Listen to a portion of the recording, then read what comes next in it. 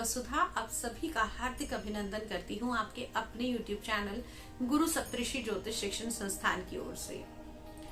साल 2023 समाप्त हो रहा है और आ रहा है नया साल, यानी कि इंग्लिश कैलेंडर के अनुसार साल 2024।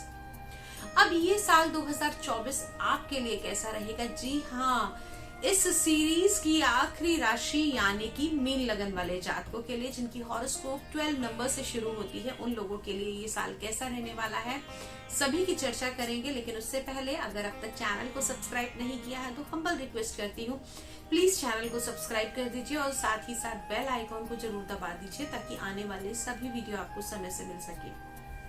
तो चलिए विषय की ओर आगे बढ़ते हैं, बात करते हैं कि ये साल 2024 मीन लगन वाले जातकों के लिए कैसा रहने वाला है। सबसे पहले ये बता दूं कि मीन लगन वाले जातकों के जीवन में बड़े ही उतार चढ़ाव आए। अभी राहु का गोचर जो है वो आपके लगन में हो रहा है, यानी कि राहु देव आपके लगन में विराजमान है, तो सर दर्द की प्रॉब्लम, बेवजह की चिंताएं आपको इस साल में बनी रह सकती है, क्योंकि राहु देव पूरे साल ही आपके इस लगन में विराजमान रहने वाले हैं। बिना बात की टेंशन, बिना बात की सोच आपके दिमाग में लगातार घूमती हुई दिखाई देगी। बड़ी बड़ी प्लानिंग आपको करवाता हुआ दिखाई देगा। एक सेकंड के लिए भी आपके दिमाग को शांत नहीं रहने देगा। इससे बचने के लिए आपको राहु के मंत्रों की चैंटिंग अवश्य करनी चाहिए। साथ ही साथ ये जो सर दर्द, अनडायग्नोस्टिक प्रॉब्लम्स आपको बन रही हैं, तो इनसे आपको राहत दिलाता हुआ दिखाई देगा। देवगुरु बृहस्पति आपके लगन के स्वामी अभी आपकी कुंडली के दूसरे भाव में गोचर करेंगे साल की शुरुआत में, और आने वाले 4 महीने, जी हाँ, जनवरी, फरवरी, मार्च और अप्रैल 4 महीने आपकी कुंडली के दूसरे भाव में ही रहेंगे। तो कहीं ना कहीं वाणी के स्थान में यहाँ देवगुरु बृहस्पति एक अच्छा कॉम्बिनेशन है। सेकंड हाउस आपके कुटुंब का भाव है और यहाँ पर देवगुरु बृहस्पति का होना कहीं ना कहीं आपके कुटुंब को जोड़ता हुआ दिखाई देगा। लेकिन शनिदेव की तीसरी दृष्टि से पीड़ित होने के कारण इन 4 महीने में घर के अंदर कुछ कलह कलेश भी हो सकती है। प्रॉपर्टी से जुड़ा हुआ कोई विवाद हो सकता है, या फिर मैं कहूँ बड़े भाई के साथ में भी कुछ इस समय रिश्ते बिगड़ने की संभावनाएं बनती हैं। वहीं देवगुरु बृहस्पति जैसे ही राशि परिवर्तन करेंगे मई 2024 को और आएंगे आपकी कुंडली के तीसरे भाव में, तो यात्राओं से आपको तो जोड़ते हुए दिखाई देंगे ही देंगे। साथ ही साथ शनि की तीसरी दृष्टि से मुक्त होने के बाद में सोशल सर्कल आपका बनाते हुए दिखाई देंगे।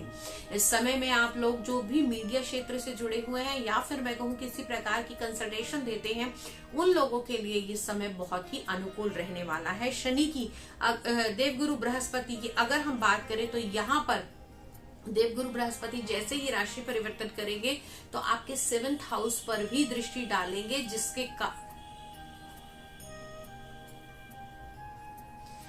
जिसके कारण आपकी मैरिज के प्रपोजल जो बड़े लंबे टाइम से नहीं बन रहे थे वो बनते हुए दिखाई देंगे। हालांकि केतु का गोचर आपकी कुंडली के 7th भाव में है, तो कहीं ना कहीं रिश्ते आएंगे, बातचीत शुरू होगी, फिर रुकेगी, फिर शुरू होगी, फिर रुकेगी, लेकिन इस साल के अंदर रिश्ते आपके बनते हुए दिखाई देंगे। आपकी मैरिज के प्रपोजल जो है वो इस साल में बन सकते हैं। जिन लोगों को संतान प्राप्ति की इच्छा है उन लोगों के लिए भी ये साल आपके लिए खुशनुमा हो सकता है। शिक्षा के क्षेत्र से जुड़े हुए हैं और आपका मीन लगन है, तो ये साल के अंदर आप लोगों को नई उपलब्धियां मिलेंगी।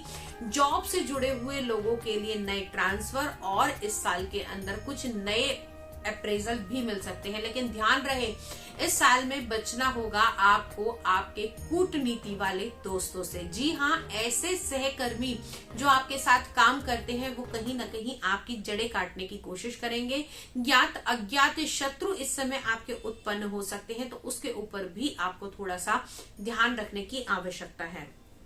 अब बात कर लेते हैं उन लोगों के लिए जिन लोगों के बड़े लंबे टाइम से कोई कंपटीशन के एग्जाम की तैयारी चल रही थी और वो पूरे नहीं हो पा रहे थे। दोस्तों, आने वाले इस साल 2024 में आपके कंपटीशन में सक्सेसफुल आप हो सकते हैं, लेकिन ध्यान रहे राहु देव की जो सीधी दृष्टि है वो आपके भाग्य भाव पर है, तो कुछ भी पाने से पहले आपको राहु के मंत्रों की चैंटिंग अवश्य करनी चाहिए। हालांकि राहु देव बड़ी ही अचानक से रिजल्ट देते हैं। हो सकता है आपने कोई पहले एग्जाम दिया हो और आप उस एग्जाम की तैयारी करिए, जो रिजल्ट है वो बड़ा डीले हो रहा था, तो उसमें भी आपको सक्सेस इस टाइम पीरियड के दौरान मिल सकती है। और इस समय में जो गर्भवती महिलाएं हैं 2024 में मई के महीने से लेकर साल 2024 के दिसंबर के महीने तक उन लोगों को अपने गर्भ का, अगर इस टाइम पीरियड के दौरान आपकी कंसीविंग हो रखी है और उसकी डिलीवरी डेट आती है, तो आपको थोड़ा सा ध्यान रखने की आवश्यकता है। अब बात कर लेते हैं आपकी कुंडली के 12वें भाव में जो विराजमान है शनिदेव, वो क्या करेंगे। शनिदेव पूरे साल आपकी कुंडली के 12वें भाव में रहने वाले हैं, तो पैर में चोट का विशेष ध्यान रखिएगा। हालांकि अपना घर है, लेकिन फिर भी तलवे में, पंजे में कहीं ना कहीं चोट हो सकती है। और साथ ही साथ इस समय में एक चीज आपके लिए बेस्ट रहेगी, वो कौन सी रहेगी कि आपके अगर कोई कोर्ट केस चल रहे हैं तो उसमें आपको विजय हासिल होगी, क्योंकि शनिदेव की दृष्टि छठे भाव पर है और छठे भाव पर शनिदेव यहाँ पर रिजल्ट अच्छे देते हुए दिखाई देंगे। लेकिन ध्यान रहे, आप लोगों को कुछ चीजों का ध्यान अवश्य रखना है, जैसे कि अगर आप उस केस के अंदर कल्प्रिट है तो आपको विजय हासिल नहीं होगी, क्योंकि शनि न्याय के देवता माने जाते हैं और 12वां घर कारागार का भी माना जाता है। तो अगर आपकी गलती है तो निश्चित तौर पर तैयार रहिए कि आपको इस समय में परेशानियां हो सकती हैं। इनसे बचने के लिए कुछ शनि के उपाय आप कर सकते हैं, वो व्यक्तिगत रूप से आप मुझसे पूछ सकते हैं। साथ ही साथ ये साल आपके लिए मिला जुला रहेगा। इस साल के अंदर कुछ उपलब्धियां होंगी, कुछ ट्रांसफर होंगे, और इस साल के अंदर जो सबसे बड़ी बात रहेगी वो रहेगी राहु को कंट्रोल आपको इस साल में करना होगा। कैसे करना होगा? मंत्र चैंटिंग आप कर सकते हैं।